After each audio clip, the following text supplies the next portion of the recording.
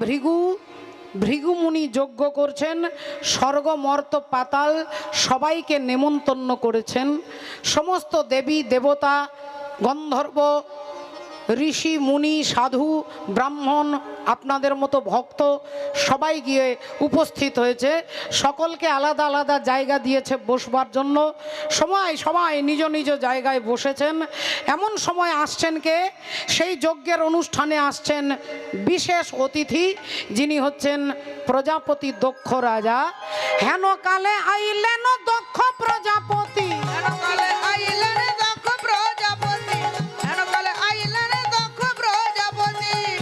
আর প্রজাপতি দক্ষ রাজা তিনি একটা ধর্মীয় অনুষ্ঠানে আসছে। এই প্যান্ডেলে এই হরিবাসরে ঢুকতে গেলে যদি কেউ এরকম করে ঢোকে, মা এইরকম করে হাতের ওপরে হাত দিয়ে মাথা উঁচু করে যদি কেউ ভেতরে আসে, এই স্টেজের ওপরে ওঠে, তাহলে আপনারা বলবেন যে লোকটা কোনো ভদ্রতা জ্ঞান নেই। একটা ধর্মীয় অনুষ্ঠানে, একটা মন্দিরে, একটা ঠাকুরের প্যান্ডেলে প্রবেশ করতে গেলে অন্তত হাত জোড় করে, না হলে মাথাটা নিচু করে ঢুকতে হবে। কিন্তু প্রজাপতি একটা হচ্ছে বিরাট বড় একটা পদ, যেমন রাষ্ট্রপতি একটা পদ, যেমন প্রধানমন্ত্রী একটা পদ, যেমন মুখ্যমন্ত্রী একটা পদ, সেরকম একটা পদ হচ্ছে প্রজাপতি। আর ওই চেয়ারটাতে বসেন কে? না প্রজাপতি দক্ষ রাজা। সেই দক্ষ রাজা আসছে। হেন কালে আইলেন দক্ষ প্রজাপতি, হেন কালে আইলেন দক্ষ প্রজাপতি, হেন কালে আইলেন দক্ষ প্রজাপতি। তাহারে দেখিয়া সবে করে না প্রণতি, তাহারে দেখিয়া সবে করে না প্রণতি, তাহারে দেখিয়া সবে করে না প্রণতি। এখন প্রজাপতি দক্ষ রাজা ভেতরে আসছে, আর তাকে দেখে সবাই নিজের নিজের চেয়ার ছেড়ে উঠে দাঁড়িয়েছে। বাবু নিজের নিজের চেয়ার ছেড়ে উঠে দাঁড়িয়েছে। আর উঠে দাঁড়িয়ে কেউ কেউ হাত জোড় করছে, কেউ কেউ মাথা নিচু করছে, সবাই নমস্কার করছে। দক্ষ রাজা দেখে নিল ডান দিকে, আমাকে দেখে কারা কারা উঠে দাঁড়িয়েছে দেখি। দেখলেন এদিকে সবাই উঠে দাঁড়িয়েছে। বাঁ দিকে দেখে বাঁ দিকেও সবাই উঠে দাঁড়িয়েছে, সামনেও সবাই দাঁড়িয়েছে, পেছনেও সকলে দাঁড়িয়েছে। তাহলে আমাকে দেখে সবাই নমস্কার করছে, আমাকে দেখে সবাই হাত জোড় করছে, আমাকে দেখে সবাই মাথা নিচু করছে। তো ডান দিকের কোণের দিকে তিনটে চেয়ারে তিনজন বসে আছে। তিনটে চেয়ারে তিনজন বসে আছে। ওরা কে আমাকে দেখতে হবে, তারপরে ওদের ওপরে কড়া ব্যবস্থা নেওয়া হবে। আমি প্রজাপতি দক্ষ রাজা, আমাকে দেখে উঠে দাঁড়াচ্ছে না, নমস্কার করছে না। ওই তিনটে চেয়ারে কে বসে আছে এবার ভালো করে দেখি। আর যেই দেখতে গেলেন অমনি দেখলেন প্রথম চেয়ারেই বসে আছে আমার বাবা। আমার বাবা বসে আছে গো, দক্ষ রাজা বলছে। দক্ষ রাজার বাবা হচ্ছে সৃষ্টিকর্তা ব্রহ্মা। তাহলে ব্রহ্মার পায়ের বুড়ো আঙ্গুল থেকে দক্ষ রাজার জন্ম হয়েছে। তাহলে দক্ষ রাজার বাবা হচ্ছে ব্রহ্মা। তাহলে ব্রহ্মা বসে আছে, তা বাবা তো বসবেই। বাবা তো আর আমাকে দেখে হাত জোড় করবে না, আর বাবা আমাকে দেখে প্রণাম করবে না। তাহলে বাবা বসে আছে, বেশ করেছে। আচ্ছা, বাবার পাশে চেয়ারে কে বসে আছে একটু দেখি। আবার যেই ভালো করে দেখতে গেলেন, দেখলেন ব্রহ্মার পাশের চেয়ারে আমার বাবারও বাবা বসে আছে। আর আমার বাবার বাবাকে না, ব্রহ্মার বাবা হচ্ছেন ভগবান বিষ্ণু, কারণ বিষ্ণুর নাভি থেকে ব্রহ্মা সৃষ্টি হয়েছে। তাহলে বাবার বাবা মানে আমার দাদু বসে আছে। তাহলে আমার দাদু তো আর আমাকে দেখে নমস্কার করবে না। আচ্ছা ঠিক আছে, তাহলে দাদু বসে থাকুক। আচ্ছা, দাদুর পাশে চেয়ারে কে বসে আছে? আর যেই দেখতে গেলেন অমনি বেরিয়ে গেল মুখ দিয়ে গালিগালাজ। অভদ্র, অসভ্য, অশিক্ষিত, মূর্খ, বাঁদরের মতো চোখ, বাঘ ছাল পরে ঘুরে বেড়ায়, গায়ে ছাই ভস্য মাখে, ভূত প্রেতের সঙ্গ করে, শ্মশানে মশানে ঘুরে বেড়ায়। কথাটা কাকে বলছে মা বুঝতে পারছেন? হরি বল, হ্যাঁ হ্যাঁ, শিব ঠাকুরকে। যেই শিব ঠাকুরকে বলছে অভদ্র, অসভ্য, পড়াশোনা জানে না, গাধা, একটা মূর্খ, শিব ঠাকুর এই কানে শুনছেন আর এই কান দিয়ে বার করে দিচ্ছেন। তিনি এই কানে শুনছেন, এই কান দিয়ে বার করে দিচ্ছেন। তার কিছু যায় আসে না। তাকে কেউ ভালো বললেও আনন্দ নয়, আর তাকে কেউ মন্দ বললেও দুঃখ নয়। তাই তিনি একান দিয়ে শুনে একান দিয়ে বার করে দিচ্ছেন। কিন্তু শিব ঠাকুরের যারা ভক্ত তারা কি ছেড়ে দেবে? তারা বললেন এই যে কি বলছেন আপনি মুখ সামলে কথা বলবেন। আমাদের মালিক বাবা ভোলেনাথ স্বর্গমর্ত পাতালে এত বড় তত্ত্ব সম্রাট কেউ নেই। তিনি হচ্ছেন তত্ত্বের সম্রাট, আর আপনি তাকে বলছেন মূর্খ। যিনি হচ্ছে পণ্ডিত শিরোমণি, আপনি তাকে বলছেন গাধা। যার থেকে সকলে ভদ্রতা শেখে তাকে বলছেন অভদ্র। যেই এ কথা বলেছে ভৃগুমুনি চিৎকার করতে করতে আসে, এই যে এই চুপ করো চুপ করো, একবার ঝামেলা করবে না, চুপ করো চুপ করো। বলছি তোমরা কি জানো না যে দক্ষ রাজা হচ্ছে শ্বশুর মশাই আর জামাই হচ্ছে শিব ঠাকুর। দক্ষ রাজার মেয়ের সঙ্গে দক্ষ রাজার মেয়েই হচ্ছে সতী। তাহলে সতীর সঙ্গে ভোলেনাথের বিয়ে হয়েছে, তাহলে জামাই আর শ্বশুর। তাহলে জামাই আর শ্বশুরের কথা হচ্ছে, মাঝখানে তোমরা কেন নাক গলাচ্ছ? আমি ভৃগুমুনি এই পৈতে হাতে নিয়ে অভিশাপ দিচ্ছি, তোমরা শিব ঠাকুরের দলের লোক সব পাষণ্ডী হয়ে যাবে। শিব ঠাকুরের ভক্তরা বললেন, আচ্ছা তাহলে ভুলটা করছেন উনি, আর আপনি আমাদেরকে অভিশাপ দিচ্ছেন। তাহলে আমরাও শিব ঠাকুরের ভক্ত, আপনি ভৃগুমুনি ব্রাহ্মণ হতে পারেন। আমরা আজকে আপনাকে অভিশাপ দিচ্ছি, আজ থেকে ব্রাহ্মণ হবে লক্ষ টাকার ভিখারি। হরি হরি বল। আজকে ব্রাহ্মণ আজ থেকে লক্ষ টাকার ভিখারি হবে। ভোলেনাথ দেখলেন এখানে অবস্থা খারাপ, এখানে চতুর্থ করোনার ঢেউ চলে এসেছে, এখানে আবার করোনা হয়ে গেছে, দরকার নেই, এখানে থাকা যাবে না। ভোলেনাথ ওখান থেকে সোজা বেরিয়ে চলে যাচ্ছে। আর ভোলেনাথ বেরিয়ে চলে যাচ্ছে, হরিনাম গাইতে গাইতে যাচ্ছে, ভগবানের নাম গাইতে গাইতে যাচ্ছেন, রাধে রাধে। তার কোনো দুঃখ নেই বাবা, তাকে যে এতগুলো কথা বলেছে সে ভগবানের নাম করতে করতে যাচ্ছে। তেরে মর্জি কা ও তেরে মর্জি কা मैं हूँ गुलाम ओ मेरे अलबेले राम तेरे मर्जी का उलू धोने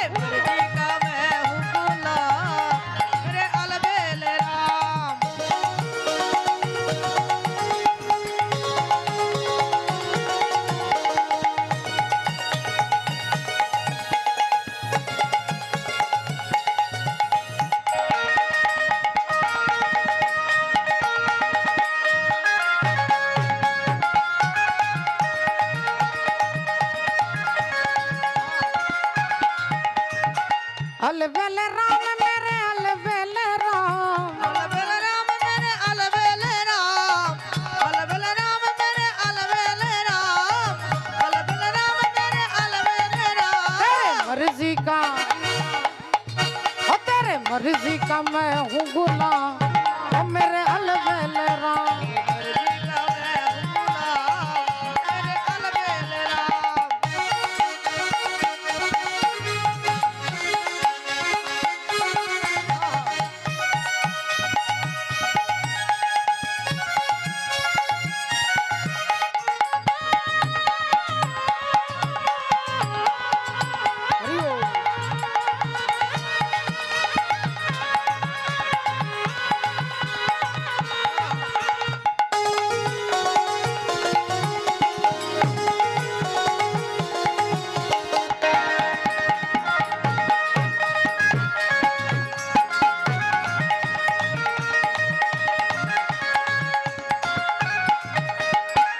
कागा से तो है हंस बनाए, कागा से तो है हंस बनाए, कागा से तो है हंस बनाए, कागा से तो है हंस बनाए। तेरे मिट जाए हो तेरे मिट जाए और रन की नाम मेरे अलबेले राम।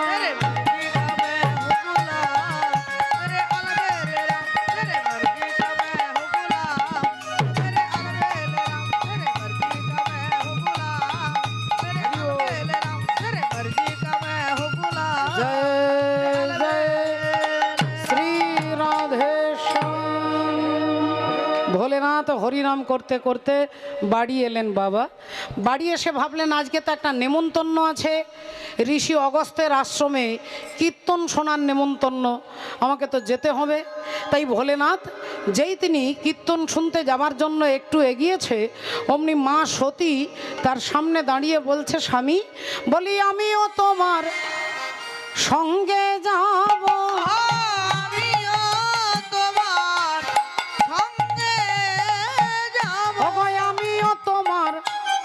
সঙ্গে যাব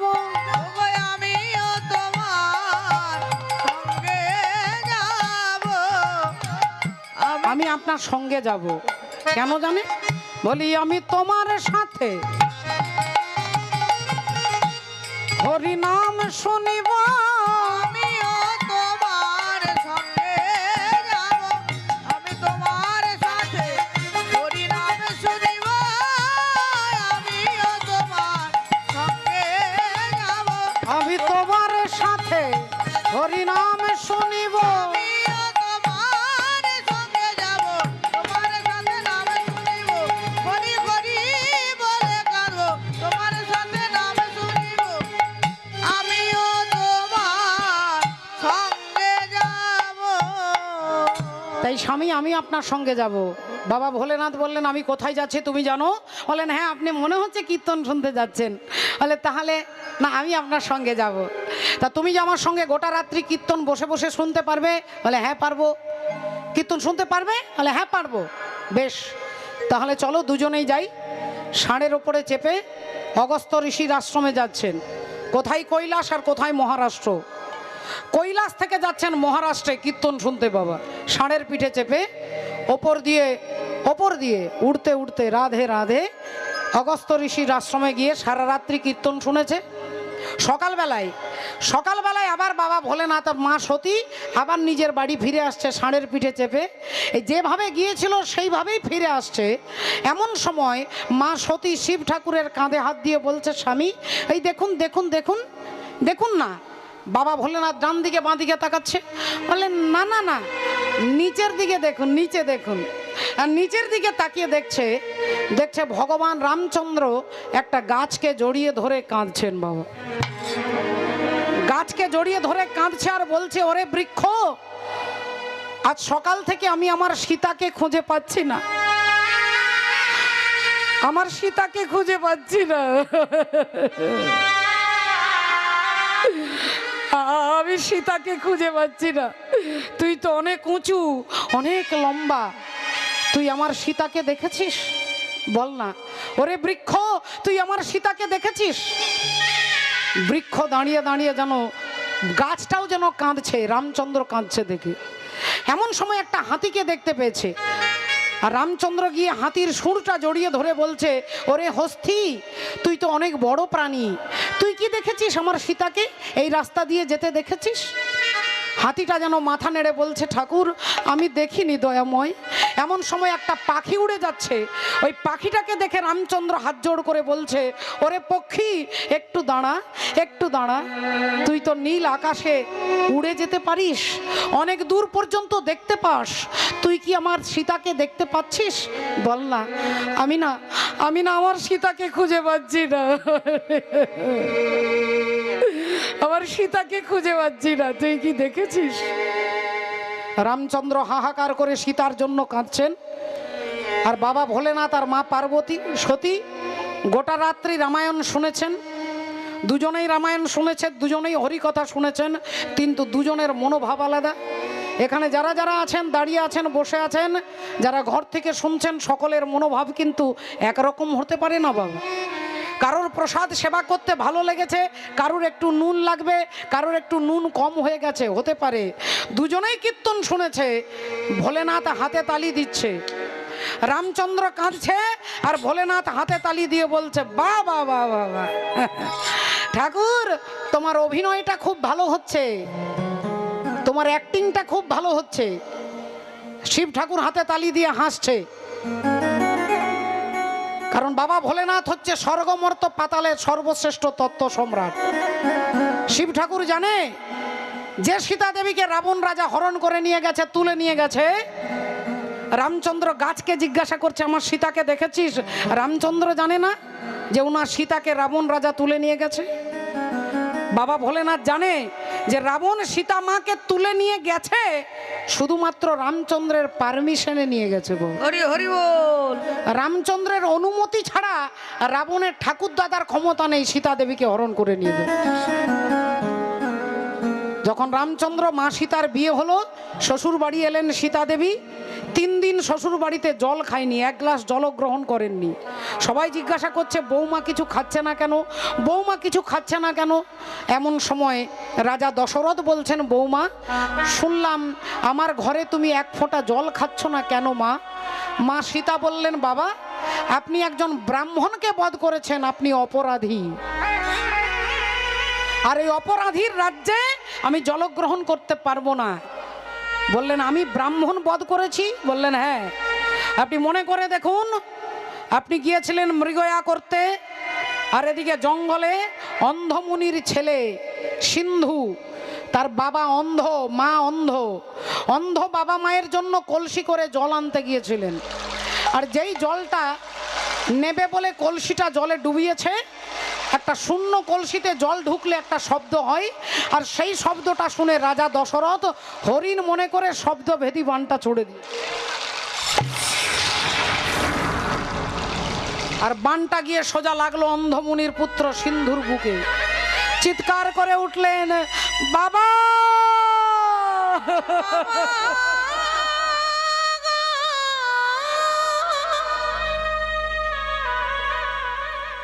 তুমি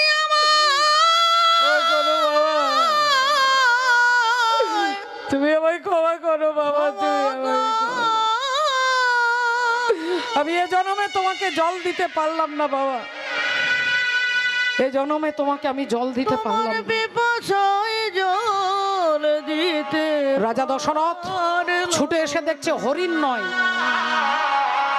অন্ধমুনির পুত্র সিন্ধুর বুকে তীরটা এখনো বিঁধে রয়েছে। সঙ্গে সঙ্গে রাজা দশরথ কোলে তুলে নিলেন। আর মরবার আগে সিন্ধু বলে গেলেন যে আমার বাবা অন্ধ, দেখতে পায় না, আপনি একটু জল দিয়ে আসুন। সিন্ধু মারা গেল। রাজা দশরথ ওই কলসি করে অন্ধমুনির জন্য জল নিয়ে এলেন। অন্ধমুনি বুঝতে পারলেন না, বললেন, কে আপনি?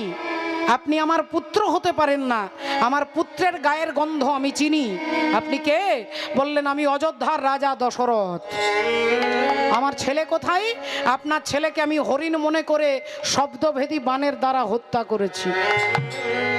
অন্ধমুনি ছটপট করে মারা যাবে, মরবার আগে বললেন, হে রাজা দশরথ, যে পুত্র শোক তুমি আমাকে দিলে, একদিন এই পুত্র শোকে আমার মতো তোমারও মৃত্যু হবে। সেই কথা আজকে সীতা দেবী মনে করিয়ে দিচ্ছে।